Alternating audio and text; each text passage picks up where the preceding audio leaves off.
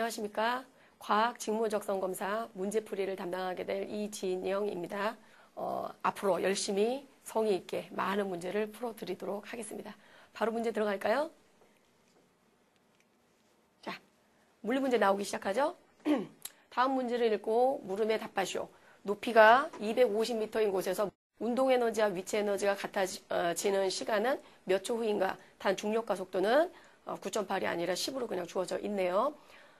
일단 문제를 딱 보시면은요, 물리 문제를 접할 때, 많은 분들이 좀 이렇게, 뭐랄까, 이걸 어떻게 풀어야 될지 고민들을 좀 많이 하세요. 하나씩 짚어나가면서 필요한 그 사항들이 뭔지 공식 같은 것들을 떠올릴 수 있도록, 저는 그 부분을 많이 도움을 드릴게요.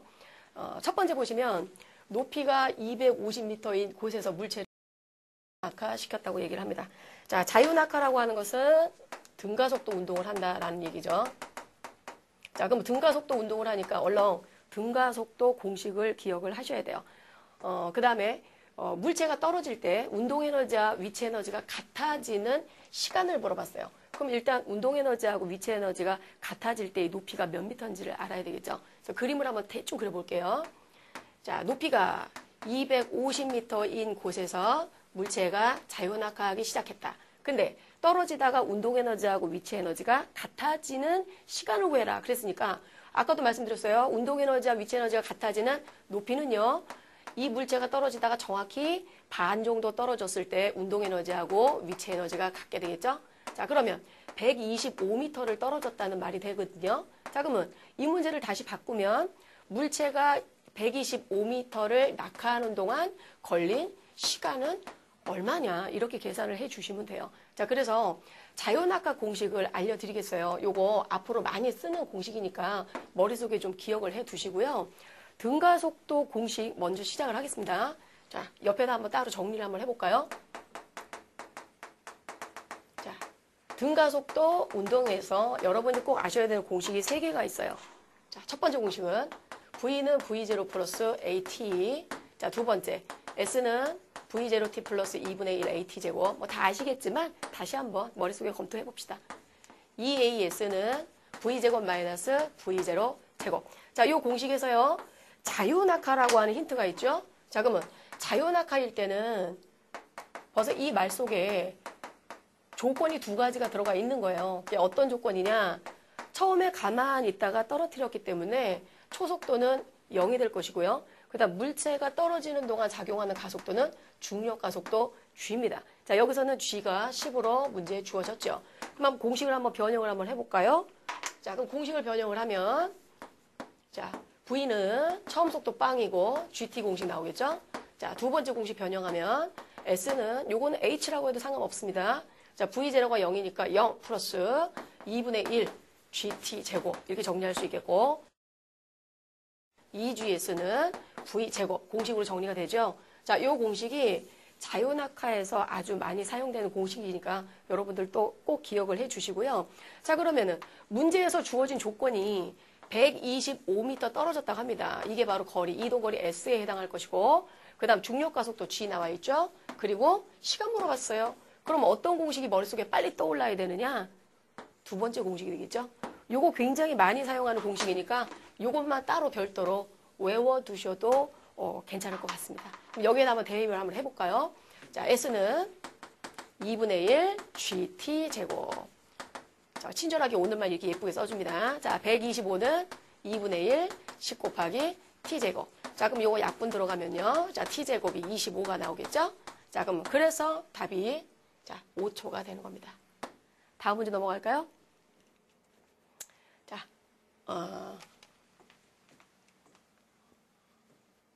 마찰이 없는 수평면 위에 놓인 질량 10kg짜리 물체에 시간에 따라 다음 그래프와 같이 변하는 힘이 작용하였다.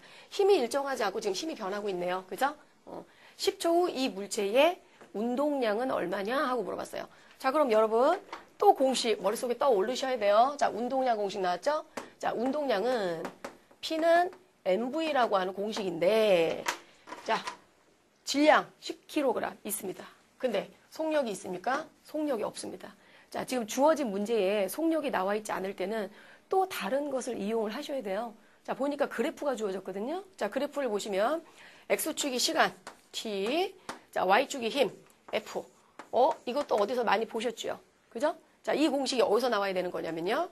자, FT 그래프에서 이 그래프의 면적은, 자, 면적은 무엇을 의미한대요? 충격량 I를 의미한다.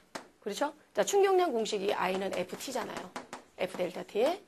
그죠? 가로 곱하기 세로니까, 자, 결국 면적이 충격량이고, 그럼 충격량을 이용해서 운동량을 계산하면 되겠구나 생각을 하시고요. 자, 그러면 또 공식 아셔야 될 게 있어요. 자, 뭐가 있냐면, 충격량이라고 하는 것은 운동량의 변화량과 같다. 자, 요 공식도 앞으로 많이 접하게 될 공식이거든요. 좀 알아두시면 좋겠고요. 자, 운동량의 변화량이라고 하는 것은 나중 운동량에서 처음 운동량 빼는 거죠. 근데 이 문제 첫째 줄을 딱 읽어보면 마찰이 없는 수평면 위에 놓여 있대요. 그러면 처음에는 정지 상태가 되겠죠? 그럼 정지 상태니까 초속도는 분명히 제로가 될 거예요. 그래서 요거는 0이라고 보시면 되고, 그럼 결국은 충격량이 운동량이네. 자, 그러면은 충격량 한번 계산해 볼까요? 자, I는 FT 그랬으니까 요 그냥 가로 곱하기 세로 하시면 안 되고요. 삼각형의 면적하셔야 돼요. 자, 2분의 1 곱하기 밑변 곱하기 높이 들어가면 되겠죠? 자, 그럼 계산했더니 25 단위는 뉴턴 세컨 되겠습니다. 자, 답이 3번 되겠다. 됐죠? 자, 다음 문제 갑니다.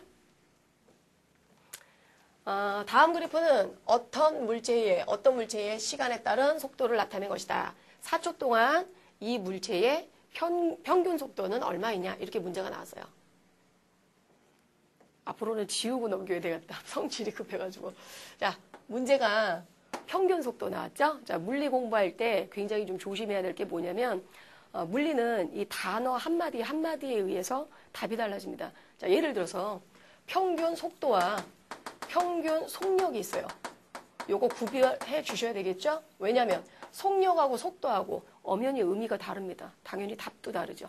자, 지금 물어봤을 때 평균 속도를 물어봤죠? 특히 속도는 우리가 자, 벡터량이라고 해가지고, 그럼 속력은 뭐죠? 스칼라량이죠? 벡터량일 때는 이 방향을 고려를 해줘야 된다는 거 알고 계시죠? 그래서 일단 평균 속도를 물어봤을 때 물체의 운동 방향이 바뀌지 않으면 속력하고 비슷하게 문제를 풀어대시고요. 자, 물체의 운동 방향이 바뀌었을 때는 꼭 생각을 해주셔야 돼요. 자, 그래프를 보시면, 자, 그래프에 힌트가 다 있어요. X축, Y축이 속도 시간 그래프예요. 지금 속도 시간 그래프에서, 자, 이 속도가 전부 다 양의 값을 갖죠? 자, 마이너스로 내려가는 거 하나도 없죠? 자, 플러스란 소리는 이 물체는 현재 같은 방향으로 운동을 하고 있다는 뜻입니다. 그러니까 방향 안 변해요. 자, 방향 안 변하는 거 계산해서 평균 속도 공식 들어갑니다. 자, 평균 속도는 걸린 시간분의 총변이 걸린 시간분의 이동거리가 되겠죠? 자, 이 이동거리 계산할 때 방향 신경 안 쓰셔도 되고요. 자, 이동거리는 속도 시간 그래프에서 마찬가지입니다. 항상 기울기하고 면적이 무엇을 의미하는지 아셔야 돼요. 자, VT 그래프에서의 면적은 또 무엇이다? 그렇죠. 이동거리죠. 자, 그럼 봤더니 0에서 2초 동안 이동한 거리, 그 다음에 2에서 4초 동안 이동한 거리, 이거 합쳐주면 전체 움직인 거리가 되겠습니다. 자, 그럼 요거 삼각형의 면적 2분의 1 밑변 곱하기 높이 하면 3m. 자, 오른쪽도 면적 똑같죠? 3m. 3m가 아니네? 실수? 자, 6m. 자, 여기도 6m가 된다. 자, 그러면 전체 움직인 거리는 12m가 될 것이고요. 자, 걸린 시간 총 4초입니다. 자, 계산하면 3 나오죠? 답이 2번입니다. 자, 먼저 지우고 갈게요.